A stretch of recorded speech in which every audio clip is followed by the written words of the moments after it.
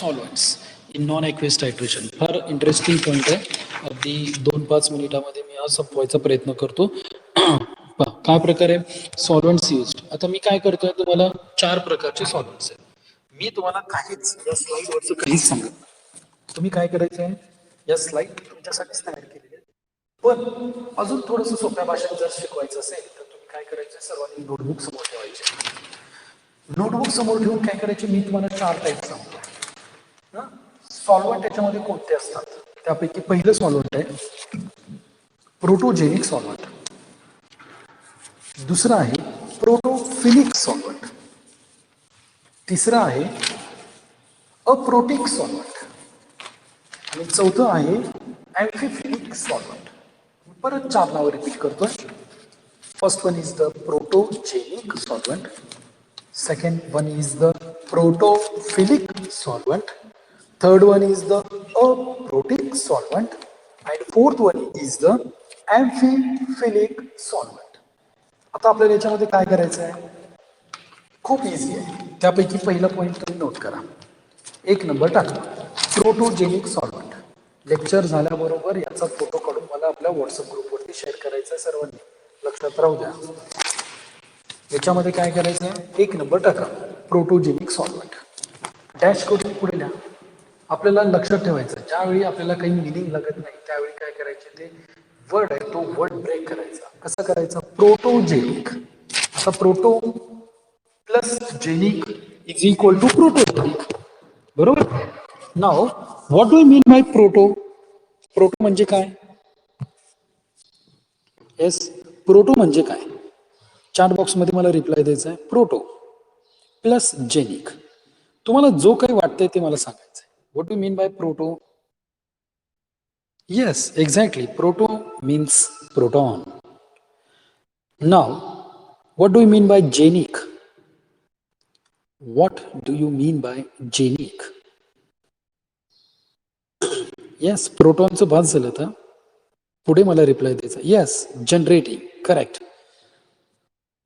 Generating means generate. आता इथं काय लक्षात घ्या, प्रोटोजेनिक मिनिंग काय आला तुमचा, proto plus genic. Proto means proton, genic means generate. Proton means H plus ions, म्हणजेच काय, protogenic solvents which generates proton. बरोबर आहे. Proton generating are the protogenic solvent. ज्या सॉल्व्हंटमध्ये प्रोटॉन जनरेट होतात त्याला आपण काय म्हणतो, प्रोटोजेनिक. म्हणजे H प्लस आयन्स त्याच्यामध्ये जनरेट होत असतील. आता ज्या ठिकाणी H प्लस आयन्स जनरेट होतात, लक्षात घ्या, मला चॅटबॉक्स मध्ये रिप्लाय द्यायचा आहे. ज्या ठिकाणी H प्लस आयन्स जनरेट होतात त्यांना आपण काय म्हणतो रे, ऍसिड्स. म्हणजेच proto the nature of protogenic solvent काय असणार आहे. शॉर्ट क्वेश्चन्स आहेत, ज्यांचे आन्सर पाठीमागचे राहिले त्यांनी देऊ नका, फक्त पुढचे द्या. Yes acidic. म्हणजेच नेचर ऑफ प्रोटोजेनिक सॉल्व्हंट काय असणार आहे, ऍसिडिक. का तो असणार आहे, तुम्हाला एक्झाम मध्ये क्वेश्चन विचारला जाऊ शकतो. क्वेश्चन पण नोट करून घ्या. Why protogenic solvents are acidic in nature. Why protogenic solvents are acidic in nature. Because protogenic means proto plus genic. Proto means proton, genic means generate. The substances which generates the protons, that means the substances which generates the H plus ions, and according to definition of acid, the acids are the substances which generates or dissociate H plus ions are called as the acids. So the substance which will generate the H plus ions, that substance will called in acidic in nature. म्हणजेच the nature of protogenic solvent is acidic in nature. आता मला सांगा, आता हा झाला solvent आहे. Solvent म्हणजे काय, की समजा मला साखर आहे, साखर मी काय करतोय, पाण्यामध्ये मिक्स करतोय. साखर झाला तुमचा सबस्टन्स आणि पाणी काय झालं तुमचं सॉल्व्हंट. आता आपण हे जे पाणी आहे, या ठिकाणी जे साखर आणि पाण्याचं एक्झाम्पल घेतलं, आता हे पाणी आपल्याला नको आहे, ॲक्वेस टायट्रेशन झालं, ते पाणी आपल्याला नको आहे. साखर जर मी पाण्यात टाकली आणि ती जर 100% जर डिसोसिएट होत नसेल तर मी काय केलं पाहिजे, ते पाणी बदललं पाहिजे, दुसरं काहीतरी त्याच्यामध्ये ऍड केलं पाहिजे, वॉटर सोडून. त्याला आपण काय म्हणतो, non aqueous टायट्रेशन.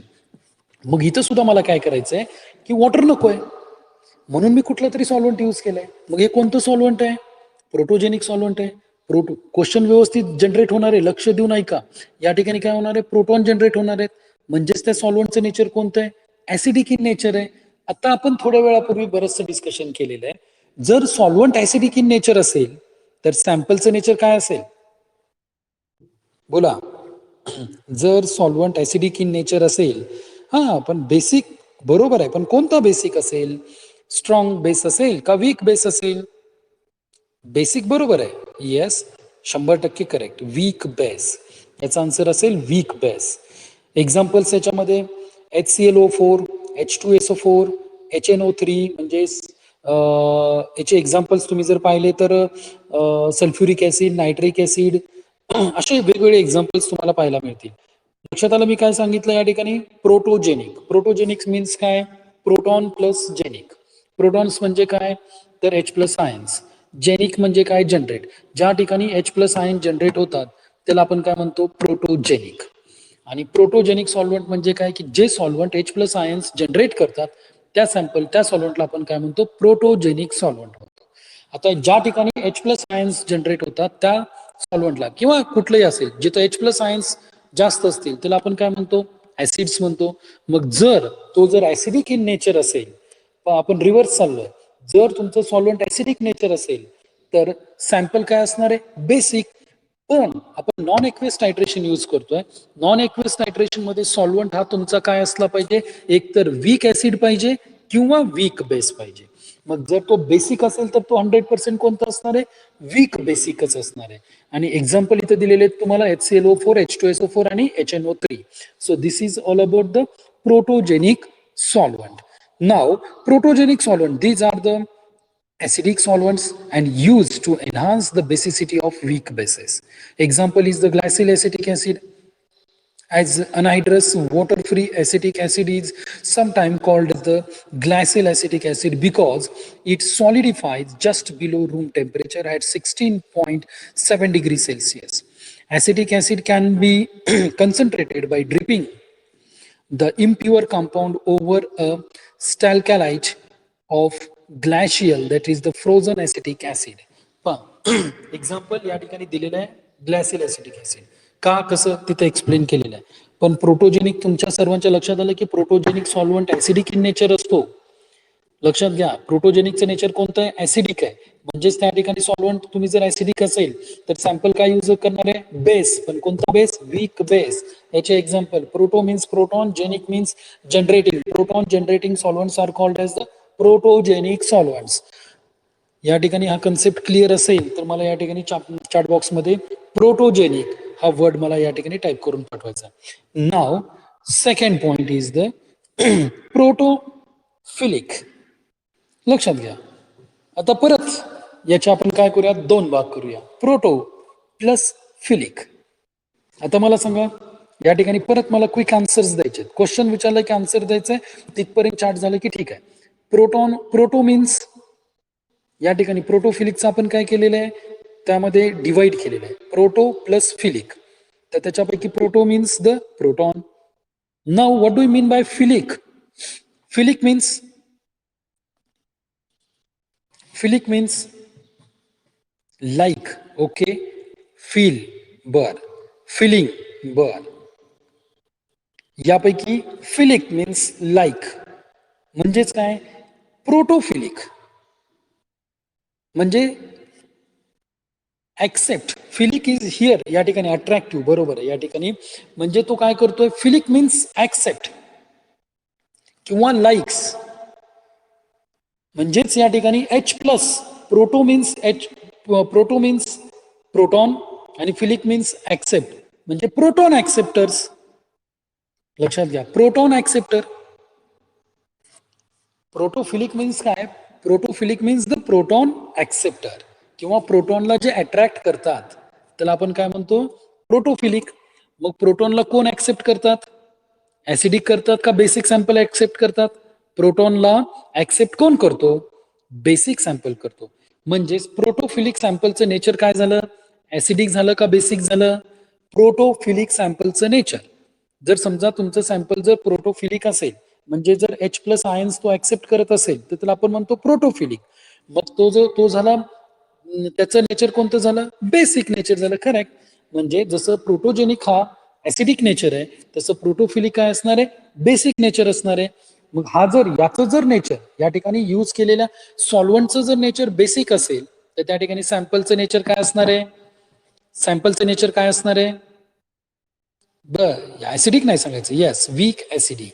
Example is the weak acidic. Example काय आपल्याला माहिती आहे? Ammonia is the example of weak acidic in nature. मग हा झाला तुमचा protophilic. These are the basic solvents and use to enhance the acidity of weak bases. इथे direct तुम्हाला दिलेलं आहे these are the basic in nature. Why? But why protophilic? इथं question तयार होऊ शकतो की why protophilic solvents R basic in nature. Because protophilic is the protophilic substance are the substances which can accept the protons, and according to definition of the bases, the proton acceptors are called as the basic in nature. So the nature of protophilic solvent is the basic, and that's why this is used for the weak acidic drug. Example is the ammonia. आता इथपर्यंत clear आहे सर्वांना? जर असेल तर मला chat box मध्ये reply द्यायचा आहे protophilic. Now the third part is the aprotic. Aprotic लक्षात घ्या. आता अप्रोटिक, म्हणजे काय? या ठिकाणी आपण असं लक्षात घेऊया, a is the A representing the absent, and protic means proton. Means यामध्ये काय? Absent of proton.